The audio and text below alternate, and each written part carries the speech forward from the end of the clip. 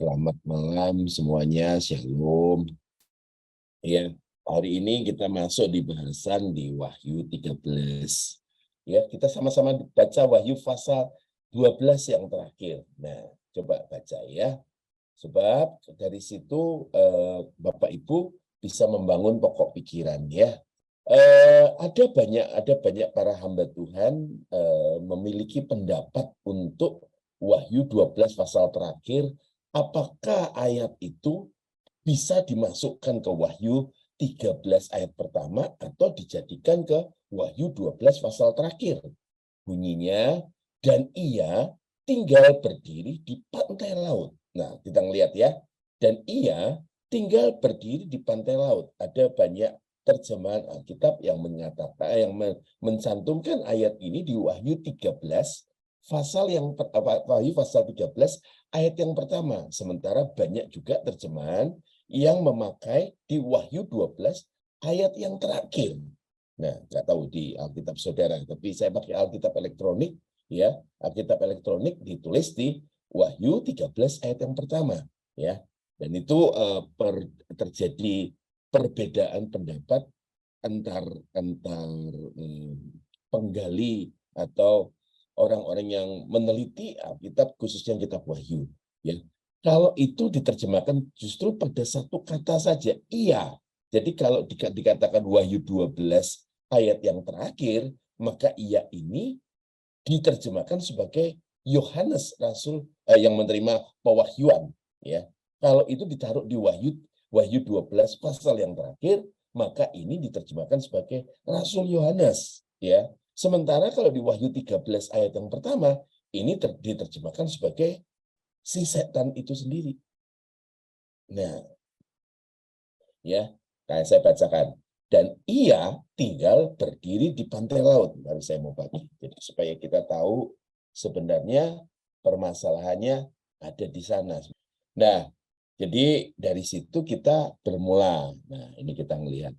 Saya munculkan ini hanya untuk mengatakan bahwa banyak kode-kode, banyak hal-hal, banyak lambang-lambang yang dimunculkan di pasal 13 ini. Sangat banyak ya.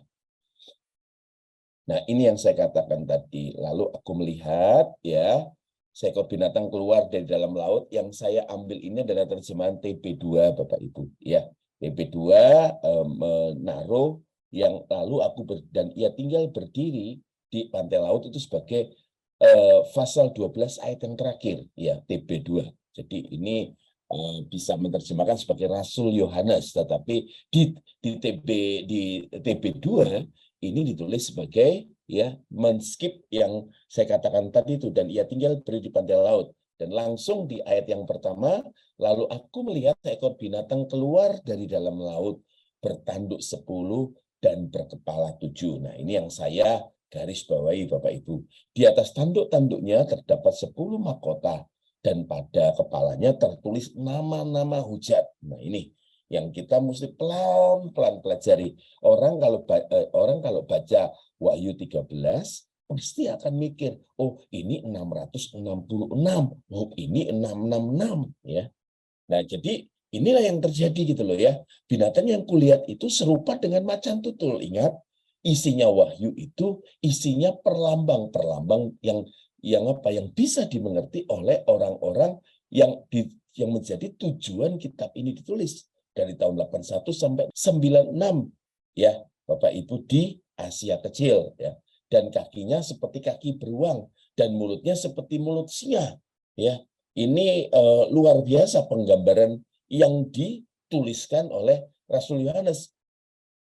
Sebenarnya Rasul Yohanes menulis ini bukan satu-satunya yang memakai lambang-lambang binatang ini. Kalau kita periksa, ini seperti sebuah perulangan yang lebih detail dari kitab Daniel ya. Naga itu memberikan kepadanya kekuatannya dan tahtanya dan kekuasaannya yang besar. Lalu tampaklah kepadaku satu dari kepala-kepalanya seperti kena luka yang membahayakan hidupnya. Bapak Ibu coba perhatikan sungguh-sungguh ya. Salah satu dari kepalanya seperti kena luka yang membahayakan hidupnya. Tapi luka yang membahayakan hidupnya itu sembuh. Seluruh dunia heran lalu mengikuti binatang itu. Coba Bapak Ibu mulai teliti. Seakan-akan ini seperti peniruan dari peristiwa penyaliban Tuhan Yesus ya. Nah, semua orang yang tinggal di bumi akan menyembahnya, yaitu setiap orang yang namanya tidak tertulis sejak dunia dijadikan di dalam kitab kehidupan dari anak domba yang telah disembelih. Ini pun masih sangat penuh kode. Siapa bertelinga? Nah, Bapak Ibu yang mengikuti ini dari awal pasti tahu. Siapa bertelinga adalah yang mendengar. Bapak Ibu coba lihat kembali di pasal 2 dan pasal 3. Surat kepada 7 jemaat penuh dengan berkata, setiap di penutup surat kepada 7 jemaat selalu berkata, siapa bertelinga, hendaklah ia mendengar. Dan di pasal 13 ini diulang lagi. Siapa yang ditentukan untuk ditawan, ia akan ditawan. Siapa yang ditentukan untuk dibunuh dengan pedang, ia harus dibunuh dengan pedang. Yang penting di sini, nah ini perkataan ini sekali lagi merupakan sebuah perulangan dari Wahyu pasal 2 dan pasal 3. Yang penting di sini ialah, ada kata-kata yang penting di sini, ialah ketabahan dan iman orang-orang kudus. Jadi Bapak Ibu Saudara kita melihat, oh rupanya ada apa? Ada penekanan-penekanan di dalam perlambang-perlambang yang ada di dalam Wahyu 13 ini seperti yang ada di Wahyu 2 dan Wahyu pasal 3. Ada penekanan-penekanan. Jadi kode-kode yang dikirimkan oleh Rasul Yohanes kepada 7 jemaat ini penuh dengan highlight-highlight, penuh dengan penekanan-penekanan pada ayat-ayat tertentu, pada kalimat-kalimat tertentu yang Rasul Yohanes ingin jemaat yang menerima surat ini mengerti. Ya. Nah, kalau kita yang ada di tahun 2023 mungkin akan bingung. Tetapi pada orang-orang yang hidup pada zaman itu tidak bingung sama sekali. Perhatikan ya. Lalu aku melihat seekor binatang keluar dari dalam laut. Ya, kita mesti ngelihat dulu. Apa ini yang binatang? Siapa ini binatang ya? Seperti kita sepakati di awal ya, laut itu bicara mengenai orang yang sangat banyak ya, mengenai masyarakat ya. Jadi kalau dituliskan gini, lalu aku melihat seekor binatang keluar dari dalam laut ya, bertanduk 10 dan berkepala 7. Ini masih perulangan dari Wahyu pasal 12 mengenai naga itu ya. Masih ingat ya Saudara ya? Perempuan dan naga itu memerangi keturunan-keturunannya dan keturunannya yang lain gitu Saudara. Nah, jadi kita melihat ya, lalu aku melihat seekor binatang masih kelanjutan pasal 12 keluar dari dalam laut bertanduk 10 dan berkepala 7. Di atas tanduk-tanduknya terdapat 10 mahkota dan pada kepalanya tertulis nama-nama hujat. Nah, ini sebenarnya sudah dijelaskan di Wahyu 17 ayat 15 ya kalau kita pernah baca. Apa itu laut? Lalu ia berkata kepadaku, semua air telah kau lihat. Jadi kita lihat dong airnya. Laut juga termasuk air yang sangat banyak, di mana wanita pelacur itu duduk. Adalah bangsa-bangsa dan rakyat banyak dan kaum dan bahasa. Jadi kalau lalu aku melihat ya dari antara bangsa-bangsa keluarlah binatang itu ya. Jadi dari antara bangsa-bangsa keluar binatang itu bertanduk 10 dan berkepala 7. Jadi kalau orang yang hidup pada zaman itu, orang-orang Kristen pada zaman itu yang akrab dengan tanda atau kode ini, mereka kan tahu, oh di antara masyarakat, di antara khalayak ramai, keluarlah binatang ini. Dia bertanduk 10, dia berkepala 7. Ya. Terus ikutin ini pelan-pelan Saudara. Nah, binatang yang keluar dari dalam laut ya dengan 7 kepala dan 7 tanduk ya yang ada di masyarakat punya kekuatan besar adalah kerajaan Roma atau kekaisaran Roma yang ada pada zaman kitab Wahyu tersebut ditulis. 7 kepala ini Bapak Ibu ya, saya nggak pakai gambarnya ya. Sebenarnya masih ingat ya, saya katakan apa? Pusat pemerintahnya Roma sendiri itu dikelilingi 7 gunung. Ya, dikelilingi 7 gunung, maka bisa diterjemahkan sebagai 7 gunung di Roma. Sebenarnya kalau saya sendiri sudah 2 pertemuan sebelumnya, saya sudah bahas mengenai 7 raja-raja Romawi yang ekstra kejam, Saudara. Bukan hanya ini yang ekstra kejam, karena 7 Romawi sendiri banyak sekali raja, gitu loh, Saudara. Nah, mulai dari Kaisar Agustus, Tiberius, Gaius, Claudius, dan Nero.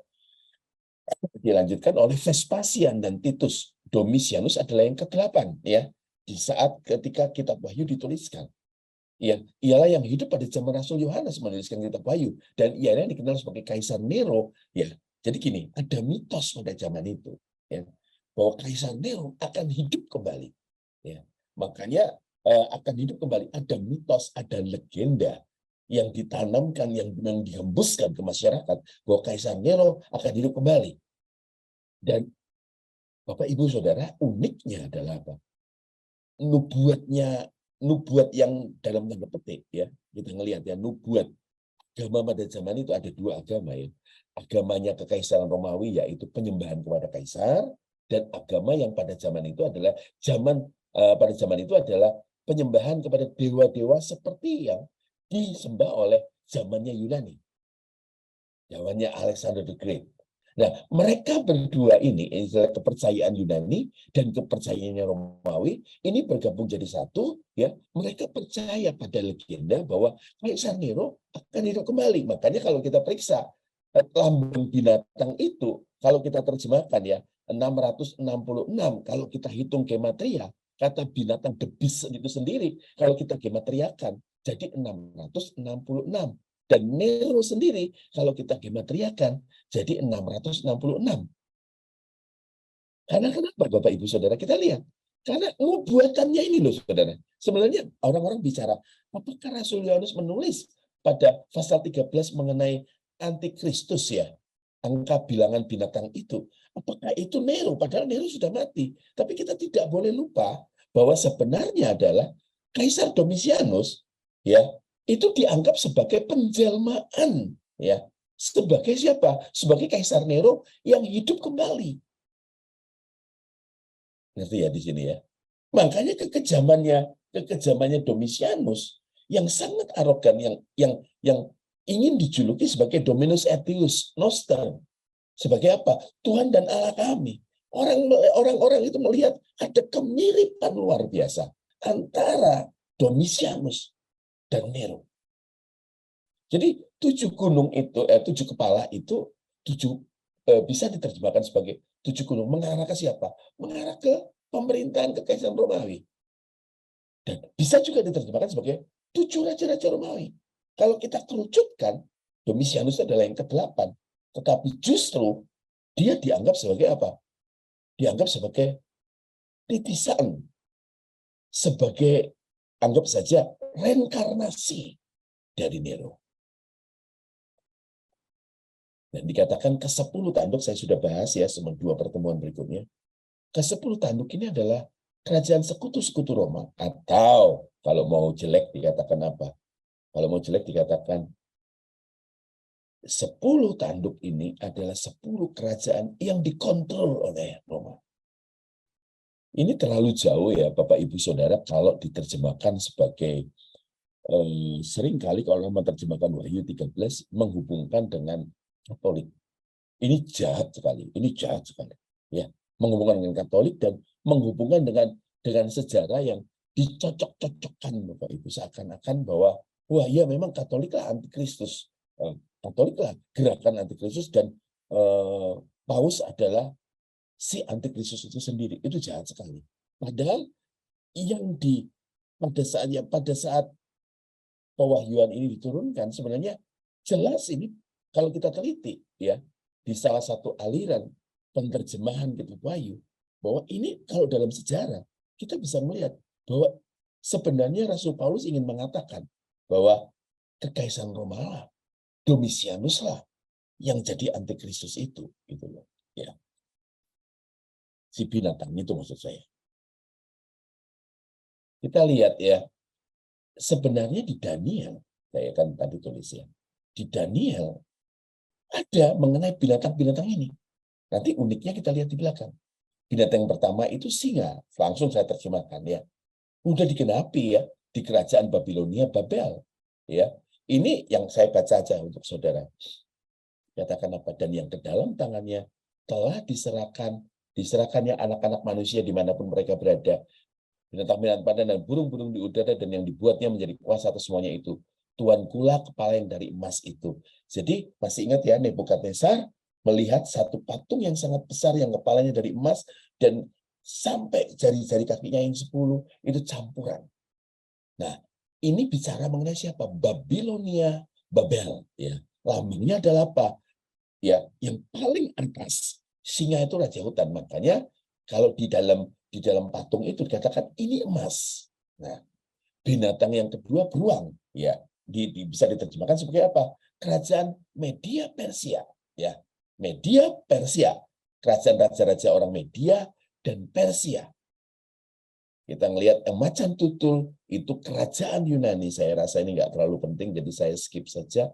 Terus binatang yang keempat adalah binatang yang menakutkan dan menakutkan yang bertanduk 10. Itu kerajaan Romawi. Ya, ini nubuatan dari zaman Daniel menuju ke depan, menuju ke masa depan, saudara.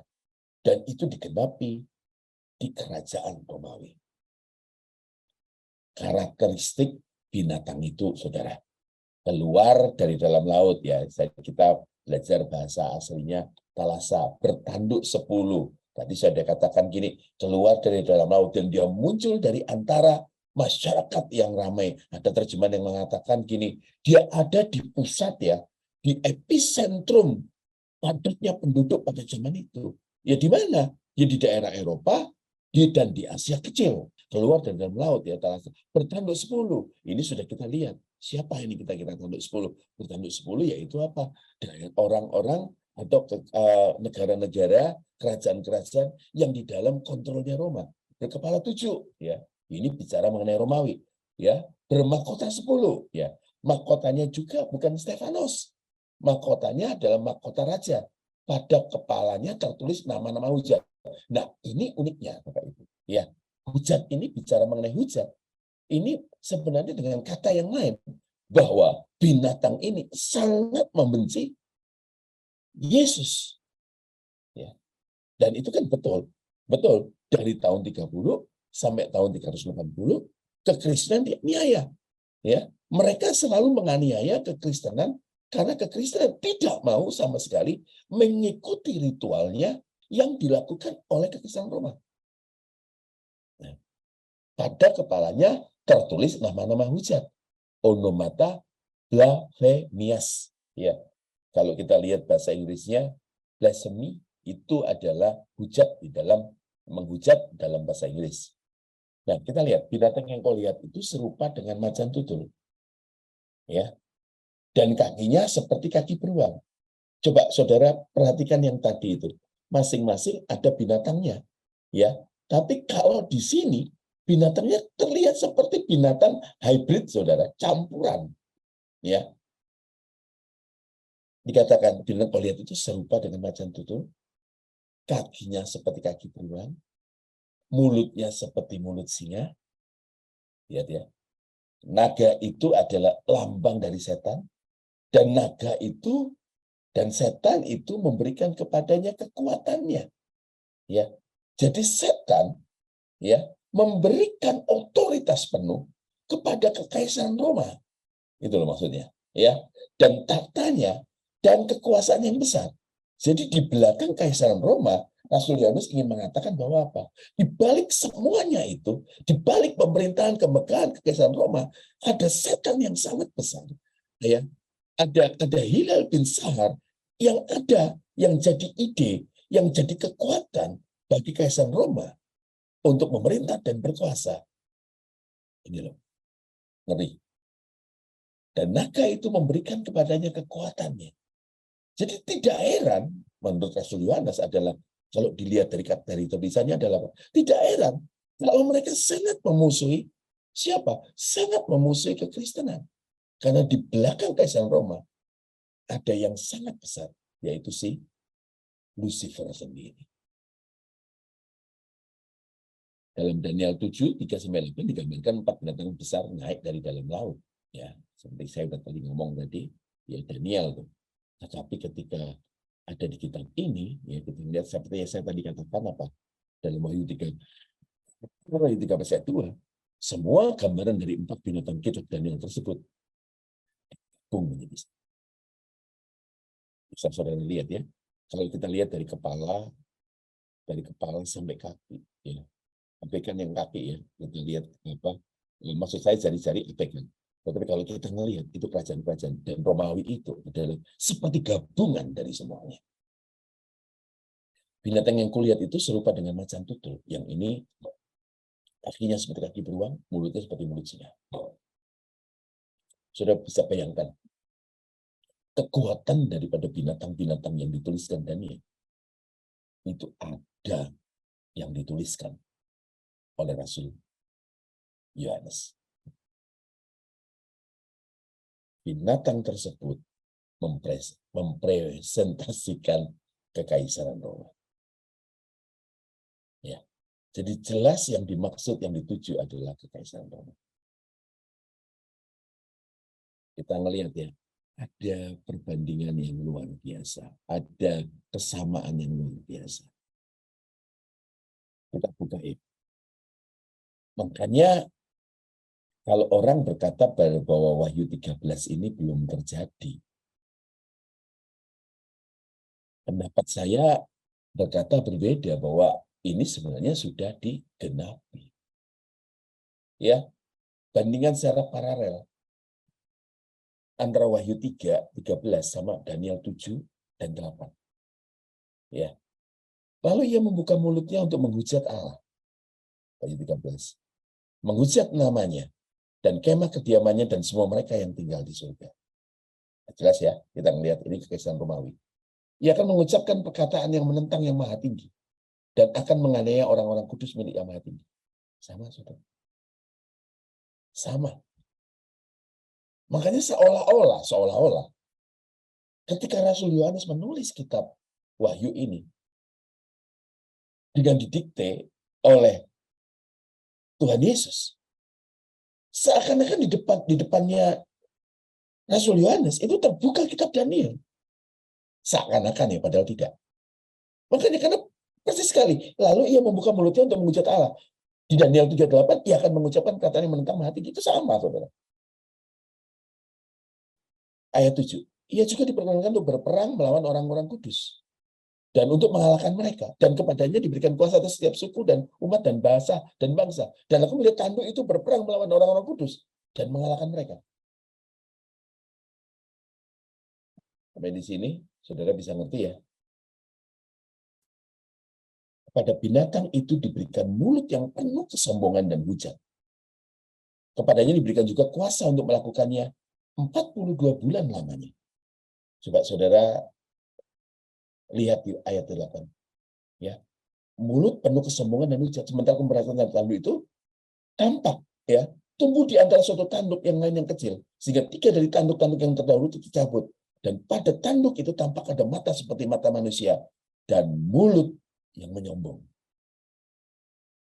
Koinsiden? Kebetulan? Enggak. Ini luar biasa. Lanjut. Wahyu 13 ayat 5. Ya, kepada binatang itu diberikan mulut yang penuh kesombongan dan hujat. Kepadanya diberikan juga kuasa untuk melakukannya 42 bulan lamanya. Ayat 25, Daniel 7 ayat ini 25.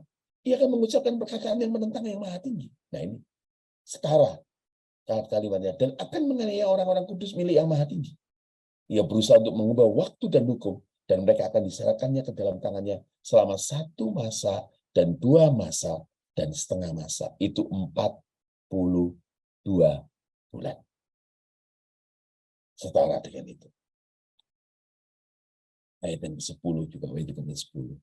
Siapa yang ditentukan untuk ditawan, ya akan ditawan. Siapa yang ditentukan untuk dibunuh dengan pedang, ya harus dibunuh dengan pedang. Yang penting di sini adalah ketabahan iman orang-orang kudus. Coba saudara lihat ya. Ini setara. Lalu majelis pengadilan akan duduk dan kekuasaan akan dicabut padanya untuk dimusnahkan dan dihancurkan sampai lenyap. Saya lanjutkan ya. Yang ini saudara yang luar biasa. Wahyu 13 dengan Daniel 8. Ya. Jadi sebenarnya kalau kita melihat kok merupakan apa namanya saudara, merupakan sebuah perulangan. Ya, perulangan atau saya katakan ini penggenapan kita yang dari kitab Daniel di kitab Wahyu. Seperti itu. Saya tidak lama untuk apa namanya membagi paparan hari ini, saya baginya hanya segitu ya, karena kita akan teruskan di paparan berikutnya binatang yang keluar dari darat. Seperti itu. Silakan teman-teman yang mau bertanya bisa raise hand atau Oh iya, sudah ada Kak Sami. Silakan Kak Sami. Oke, makasih. Kak Son, Ya, kalau melihat pemaparannya ini yuk jadi kita Wahyu itu seperti jadi kayak apa ya, masih jadi kayak semacam histori aja gitu ya. Jadi tidak ada sesuatu. Saya merasa dulu waktu membaca gini begitu takutnya ya dengan sampai mendoktrin anak saya sampai oh kamu boleh gitu nanti ada aniaya dan sebagainya kamu tetap harus kuat dan sebagainya. Tapi kalau lihat dari pemaparan ini dengan ngomong bahwa kitab Wahyu itu adalah pengulangan dari Daniel. Saya lihat tadi perbandingannya benar-benar jelas banget. Itu berarti kan yang 3,5 tahun ini sudah terjadi, betul nggak, Kak? teman-teman, pada saat kita belajar kitab Wahyu, kita itu jelas tahu bahwa kitab ini adalah ada isinya 4. Masih ingat ya, Sam? Ya, Coba. pengembalaan, Ada 7 terus jemaat. histori tentang kerajaan kekekalan itu, Iya. terus Sebelum dunia penge, dijadikan, ya, terus terus yang pengembalaan tadi ulangi terus sama apa? Nubuatan. nubuatan dan kita doktrin. Doktrin ya.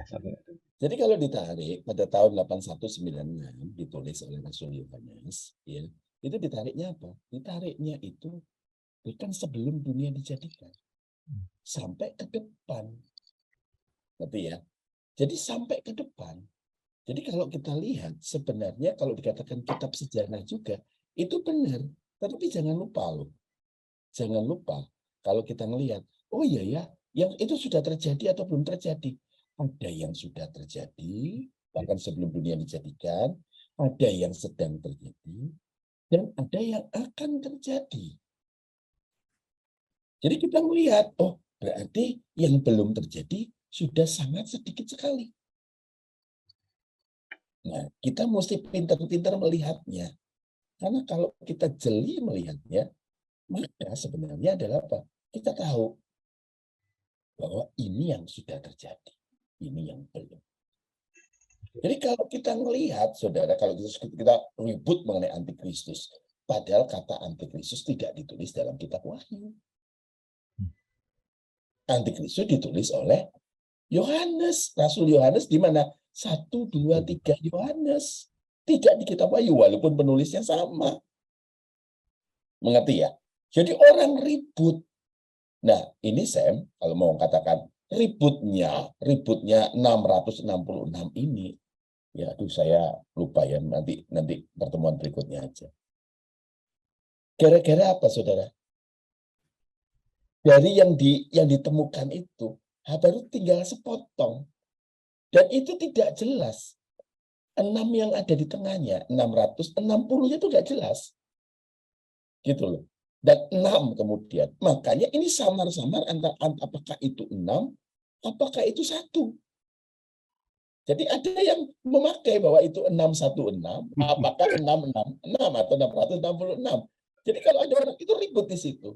Makanya kalau kita melihat penganiayaan itu, berapa bulan? Kita lihat konversikan, berapa lama orang Kristen dianiaya. Kalau kita melihat 3,5 bisa kita konversikan sebagai 350 tahun. Dari tahun 30 sampai tahun 380. Dan sudah terjadi. Betul Lalu enggak? lalu itu ditulis 42 bulan itu apa, Kak? Coba 42 bulan, konversikan. Jadi berapa lama, Sam? 3,5 tahun. Iya, 3,5 tahun seperti saya katakan tadi, bisa jadi itu refleksi. 350 tahun. Dari zamannya 30 sampai tahun 380. Kalau kita lihat, kalau nanti itu binatang terluka akan ngomong apa? Siapakah seperti yang binatang ini kalau kita baca? Itu sebenarnya seperti ada perulangan yang dari Alkitab berkatakan siapakah seperti Allah? Mikael itu siapakah seperti Allah? Siapakah seperti binatang ini gitu. Sementara kalau bangsa Yahudi dikatakan suruh ngikatkan di kepala, suruh taruh di kepala, di jidat sama di tangan. Itu sama seperti orang-orang Yahudi, setan juga buat di dahi dengan di tangan. Yang Anda pernah tampilkan fotonya loh, di sini diikat gitu loh, saudara, kayak orang sakit kepala. Terus kemudian di sini tangannya dikasih seperti itu ceritanya. Jadi sebenarnya itu sudah ada pada zaman-zaman itu, dan orang-orang Kristen yang percaya kepada Yesus waktu itu. Mereka tahu, oh, setan sedang berusaha membangun oposit yang dilakukan oleh Yahweh. Iya, Bentuk reverse-nya ya, Kak. Bentuk reverse-nya gitu ya. iya, ya. Orang-orang tidak melihat dengan teliti. Makanya kalau kita melihat, jangan buru-buru ngomong. Berarti sudah di semua. Jangan buru-buru. Tiap kali saya belajar, saya menemukan kejutan-kejutan.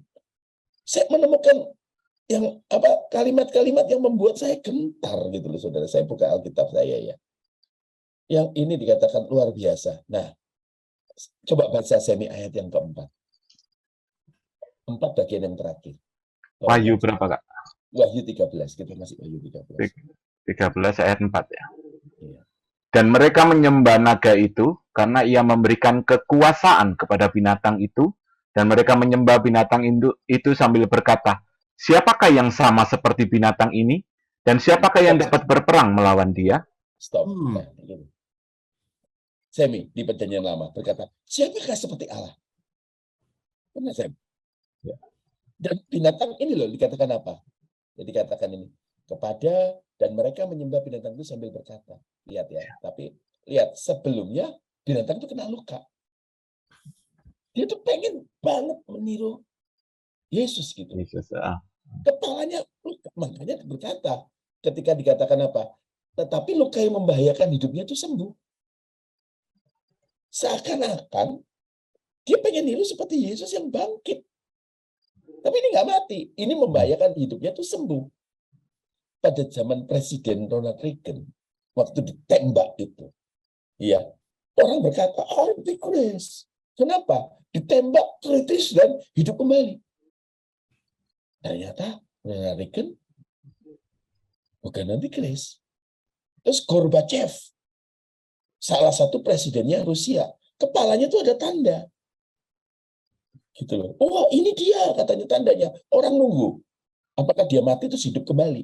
Ternyata Gorbachev mati dan tidak hidup kembali. Nah, sekarang ini kok bisa disebut Pangeran Charles. Ya, Queen ketawa tuh sampai itu. Pak Lukas ketawa. Ya, makanya dikatakan siapakah sama seperti binatang ini? Siapakah seperti Allah? Yang kantin 13 nanti binatang keluar dari dalam. Itu lebih parah lagi. Setan tuh ngopi. Apa Kak Ana ya? Teh film ya Kak Ana ya? Yang ditaruh di dahi ya? Teh film. Dan kita ini mikir bahwa, oh chips. Chipsnya dari mana? Iya, taruh di sini. Terus katakan apa? Masih ingat toh? Waktu kita disuntik vaksin? nolak Ya. semua. Disuntiknya itu bukan di jidat. Juga bukan di tangan sini. Tapi di sini saya. Coba ini sudah disuntik vaksin semua. Sudah berubah enggak jadi antikris? Padahal orang ngerti. Makanya baca Alkitab dari pelan-pelan. Itu mesti ngelihat gitu. Memang kitab Wahyu itu memang kitab yang banyak tanda. Untuk menerjemahkan kitab Wahyu ya harus pakai tanda. Terima kasih Sam, pertanyaannya bagus. Yang berkati. Terima kasih, Ya, Kak Son. ya Kak Son, giliran saya yang tanya Kak Son, mumpung Oh, ini ada yang tanya ini. Jadi kalau seumpama di kitab Wahyu ini ada perumpamaan seperti ini Kak Son, apakah kisah seperti ini tidak mungkin terulang di kemudian hari, misalnya seperti kata bilangan 40 yang seringkali berulang di Alkitab. bilangan 40. Angka. Bukan, maaf, angka 40. Angka 40 kan seringkali dipakai Tuhan untuk menyatakan sesuatu gitu yang dimaknai orang, ini mesti 40, ini mesti 40 gitu. Apakah 3,5 masa ini tidak mungkin terjadi di masa kita juga, atau mungkin ada pemerintahan dunia seperti itu, Kak Son? Jadi kalau kita lihat ya, orang-orang itu sedang nunggu, Amos, pembangunan bait suci ketiga. Dan menurut rancangan orang-orang, 3,5 masa itu adalah 3,5 tahun. 3,5 tahun pertama itu masa yang luar biasa. Istilahnya one religion. Tapi saya mesti ingat, Kak Anda pernah ngomong, zaman sekarang ini kan zaman apa? Zaman yang human right atau hak asasi manusia. Nah, kalau orang dipaksa jadi satu agama, masa mau? Betul enggak? Saya ambil contoh saja. Saya lagi di Amerika, di Ontario. Bapak Ibu tahu, di LA, kita semua di sini alert, saudara. Alert, ya, waspada. Karena terjadi perampokan. Bukan 1, 2, 3, 4, 5 orang. Tapi perampokan berjamaah. Dan ada polisi kampus, ada polisi departemen store. Mereka bisa diem. Dan mereka bersenjata. Ya. Kenapa? Karena mau nembak itu hanya boleh dilakukan oleh aparat yang resmi. Makanya mereka nunggu aja. Jadi rada serem sih, rada serem. Di malam apalagi kami pulang malam. Nah, jadi kalau dikatakan terjadi perulangan, menurut saya enggak. Kenapa? Kalau yang sudah terjadi ya sudah terjadi, nggak akan terulang lagi di peristiwa yang sama. Menurut saya ketika peristiwa Gideon, ya, yang sudah diajar beberapa saat yang lalu oleh Kak Ani, itu yang dikatakan yang kita matahari dengan bulan berhenti. Ya, untuk mereka bisa terus perang. Itu mungkin itu hanya terjadi satu kali. Saya kok rasanya ya bisa aja sih bangun bait Allah, bangun. Bisa jadi. Tapi itu akan jadi perang sangat besar. Ya, ya. Perang sangat besar. Tapi kalau one world, one religion, kayaknya enggak ya. Terus dikatakan, oh nanti penganiayaannya besar. Alkitab sudah mencatat kok, bahwa yang sudah dialami oleh gereja itu dari tahun 30 sampai 380 itu tidak ada aniaya yang lebih besar. Bahkan aniaya yang dilakukan oleh ISIS, Boko Haram, itu masih nggak ada apa-apanya dibanding penganiayaannya. Penganiayaannya pada saat gereja mula-mula. Orang Kristen kan maunya hanya berkatnya secara luar biasa. Berkat. Mereka berkata, oh mari kita kembali ke gereja mula-mula. Mau gitu satu paket sama penganiayaan? Mau satu paket sama penganiayaan? Mereka bilang, ini boom, sekali khotbah 5.000 orang. Sekali khotbah 3.000 orang. Mau gitu satu paket sama penganiayaan? Pengen tahu saya. Gitu. Saya agak belok sedikit. Makanya saya lihat di Surabaya kan lagi euforia mengenai ada satu gereja dengan gedungnya yang sangat besar. Gitu. Tapi pertanyaannya adalah apa?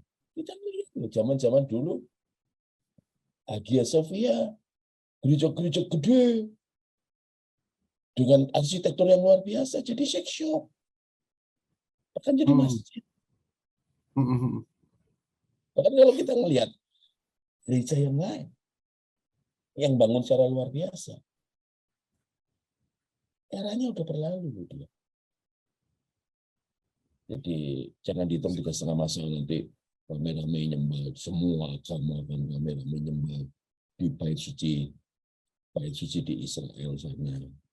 Terus kemudian 3,5 masa kemudian si pemimpin dunia ini akan kembali tempat muka aslinya muncul, gitu, terus mengalami gitu.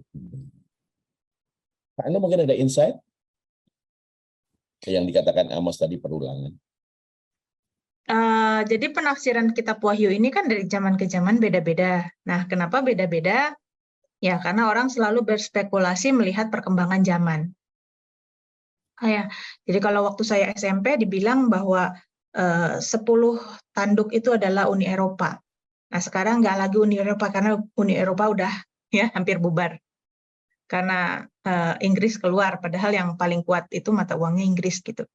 Nah, tapi kalau kita mau lihat bahwa kitab Wahyu ini adalah surat edaran surat edaran kepada 7 jemaat. 7 jemaat.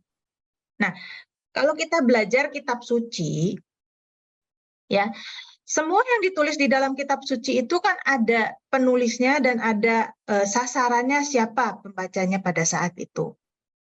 Kitab suci ini kan bukan dituliskan langsung untuk kita saat ini.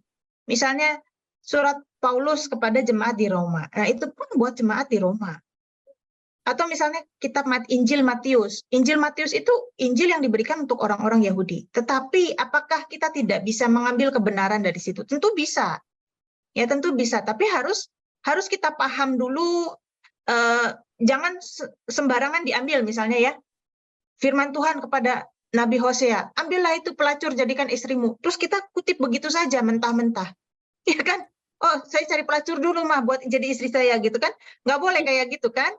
Nah, tapi yang kita ambil dari Alkitab itu apa? Esensi kebenarannya. Bahwa ketika Tuhan menyuruh apa saja kita harus taat. Seperti Nabi Hosea. Nah, itu esensi kebenarannya, itulah yang kita pegang sepanjang masa. Bukan peristiwa demi peristiwanya.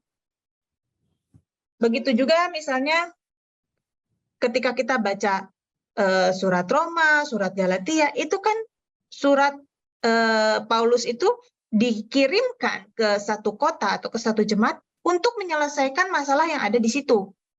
Misalnya di Galatia, ada orang-orang Yahudi yang bilang, kalau orang Kristen harus disunat, kalau orang Kristen harus makan makanan kosher, harus makan makanan yang halal menurut Taurat. Kalau nggak gitu, maka kamu nggak selamat. Ya, nah, keadaan kita saat ini mungkin kita tidak disuruh seperti itu kan? Kita bukan Yahudi, kita nggak kenal hukum Taurat, kita juga nggak disuruh ngikutin hal seperti itu. Tapi apa sih yang kita ambil pesannya dari surat Galatia itu? Jangan legalistik gitu.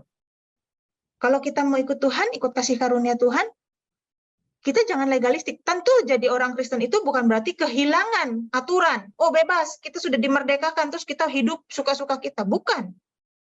Ya, kita jadi warga negara Indonesia aja, kita sudah merdeka kan sekarang dari penjajahan 78 tahun Indonesia merdeka. Kita merdeka. Terus kalau kita merdeka, kita bebas berbuat semena-mena terhadap orang lain, kan kita udah merdeka. Ya enggak, kita tetap harus tunduk di bawah hukum. Nah, gitu kan? Berarti di surat Galatia juga kita bisa tangkap seperti itu. Kalau kita sudah dimerdekakan dari hukum Taurat, bukan berarti kita semena-mena gitu, hidup tidak berhukum. Bukan, gitu. Tapi kita harus ikut hukum kasih karunia. Nah, kitab Wahyu itu juga diberikan kepada surat edaran dari Yohanes kepada 7 jemaat. 7 jemaat ini lagi ngalami apa sih? Satu, ada yang lagi ngalami aniaya dari orang Yahudi. 2, ada yang lagi ngalami aniaya dari orang Romawi. Nah, terus sementara itu juga ada orang yang lagi mengalami kesejahteraan berlimpah-limpah ekonomi, sehingga mereka itu akhirnya lupa sama Tuhan. Tapi juga ada orang yang lagi macam-macam gereja ini ya, ada yang terus giat tapi mereka kehilangan kasih mula-mula. Ada mereka yang ya udahlah kompromi aja lah sama orang Romawi, daripada kita dianiaya, kita kompromi aja lah gitu. Ada orang yang kompromi seperti itu. Bahkan ada di situ dalam tanda kutip Bileam, ya artinya dia adalah seorang nabi atau hamba Tuhan yang menyarankan udah kamu kompromi aja seperti Bileam di Perjanjian Lama menyarankan orang Israel untuk kompromi. Nah, di kitab Wahyu ini kan dengan simbol-simbol ya. Tetapi intinya adalah sama. Ayo kamu setia, siapa yang bertahan sampai akhir, maka disitulah Tuhan akan memberikan mahkota, kemenangan, mahkota, kemuliaan. Nah, intinya adalah seperti itu. Maka yang kita tangkap pesannya adalah, oke, bahwa kita harus setia sampai akhir. Nah, sekarang di Wahyu 13, ini ada 2 binatang. Nah, ini ya, 2 binatang. Binatang yang pertama dan binatang yang kedua. Ada 2 jenis binatang. Binatang itu tanda sebagai simbol dari setan, gitu, simbol dari kejahatan binatang itu ya. Simbol dari setan, simbol dari kejahatan. Nah, binatang yang pertama ini keluar dari dalam laut. Laut bisa bicara bangsa-bangsa, bisa bicara sesuatu yang berbahaya, tetapi kita juga harus ingat bahwa kerajaan Romawi itu berjayanya di laut. Nah, ini ya kerajaan Romawi, ini Eropa bagian selatan, Asia bagian barat, dan Afrika bagian utara. Mereka bisa menguasai peradaban pada saat ini dari mana? Armada laut. Mereka berjaya di armada laut. Ngerti ya? Jadi ini mengacu kepada Romawi, kekuatan dari laut. Nah, terus kemudian seperti tadi yang sudah disampaikan Kak Sony ya, ini adalah seperti yang di kitab Daniel, macan tutul, beruang, singa. Dan itu adalah lambang bangsa-bangsa penguasa pada saat di kitab Daniel. Macan tutul di kitab Daniel itu, singa itu melambangkan Babilonia, kemudian beruang melambangkan Persia, macan tutul melambangkan Romawi, Yunani dan Romawi, dan seterusnya dan selanjutnya gitu ya. Jadi ini melambangkan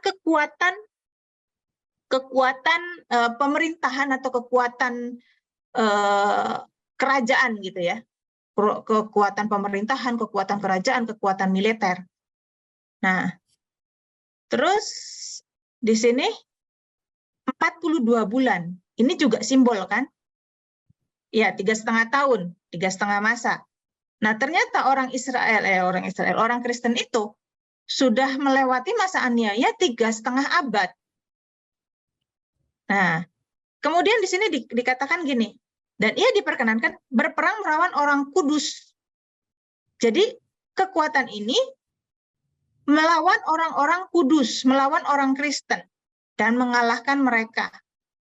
Nah ini ya, jadi ini adalah suatu kekuatan kerajaan atas setiap suku, umat, bahasa, dan bangsa. Nah, Romawi adalah kekuatan kerajaan yang berjaya di abad pertama, di dunia abad pertama, ya. Kalau sekarang misalnya, siapa sih yang berkuasa di dunia pada saat ini? Kita bilang Cina sekarang, bukan Amerika lagi. Cina kita bilang. Gitu kan? Nah, kalau kita misalnya bicara tahun 50, tahun 60, kekuatan apa yang ada di dunia tahun 60-an, 1960-an? Maka kita akan bilang Timur dan Barat, Rusia dan Amerika. Makanya ada perang dingin tahun 60-an, 70-an. Tapi sekarang udah nggak ada perang dingin. Sekarang siapa yang ditakuti di dunia? Cina, kita bilang. Udah berbeda kan, bergeser kan. Nah, kalau di abad pertama, siapa yang ditakuti? Romawi oleh seluruh dunia pada saat itu. Nah, jadi diam di bumi menyembahnya, menghormati dia. Seluruh bangsa-bangsa di bumi itu menghormati kekuatan Romawi.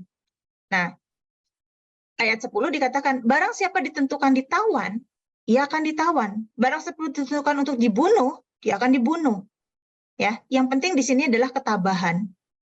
Nah, jadi orang atau kekuatan ini itu menyiksa orang-orang kudus, menyiksa dengan pedang, dibunuh, dan dia ya ini melakukan aniaya gitu. Dan kita sudah melihat bahwa ini digenapi. Nah, kalau sekarang, apakah mungkin itu terjadi dengan keadaan dunia yang sekarang?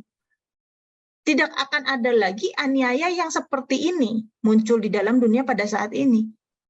Dunia sekarang itu semakin lebih menekankan hak asasi manusia, ya. Bahkan orang LGBT aja dipersilakan untuk menikah kan atas dasar hak asasi. ISIS sekarang kekuatannya sudah dilucuti loh. Dulu sempat kita khawatir, wah ISIS ini akan besar. Enggak. Tidak ada kekuatan yang aniaya yang seperti itu yang bisa berjaya di dunia ini. Rusia dengan komunisnya sudah runtuh. Cina udah kapitalis banget. Tinggal satu negara kecil yang masih ada. Siapa? Korea Utara.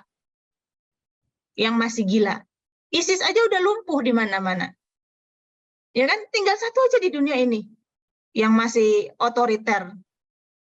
Tinggal Korea Utara. Tapi seluruh dunia ini sudah menolak aniaya yang seperti itu.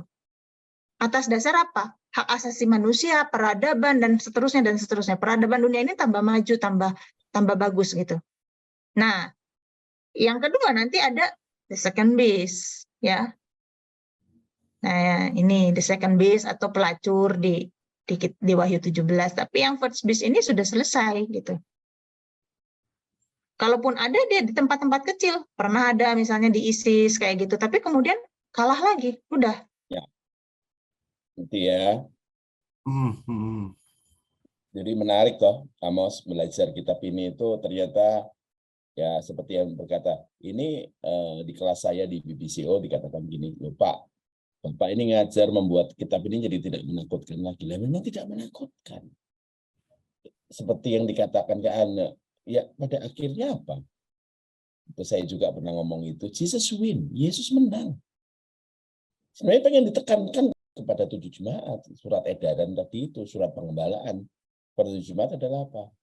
Bertahanlah, pada akhirnya Yesus akan menang. Nah memang sudah menang di atas kayu salib, tetapi kita akan juga jadi pemenang. Itu kita penghiburan kitab ini. Kalau tidak, kenapa? Mengapa dituliskan di awal, berbahagialah yang baca.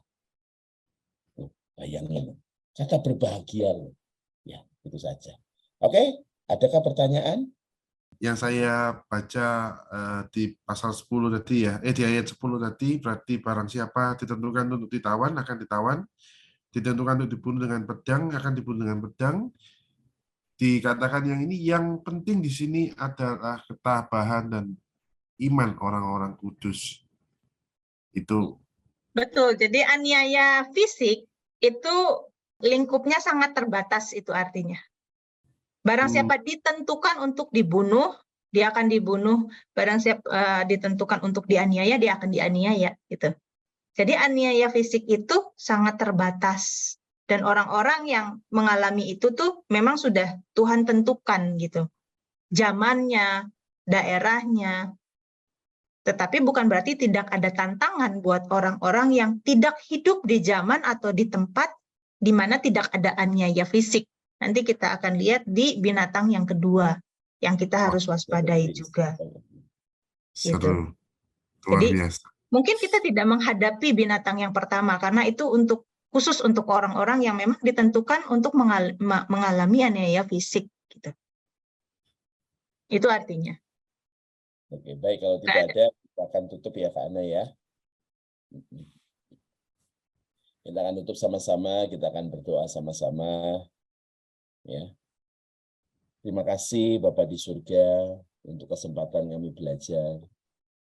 Kami bersyukur untuk kasih dan penyertaan-Mu. Terima kasih untuk bimbingan-Mu sehingga kami bisa mengerti di pasal 13 ini untuk bagian yang pertama. Kami bersyukur Tuhan. Ajari kami takut akan Tuhan ketika kami belajar dari kitab Wahyu. Supaya kami berlaku bijaksana menghitung hari-hari hidup kami. Kami bersyukur dan berterima kasih. Biar kiranya berkat dari Bapa, kasih dari Tuhan Yesus Kristus, dan pertolongan dari Roh Kudus penuh atas kami semua. Amin. Ya. Terima kasih. Terima kasih.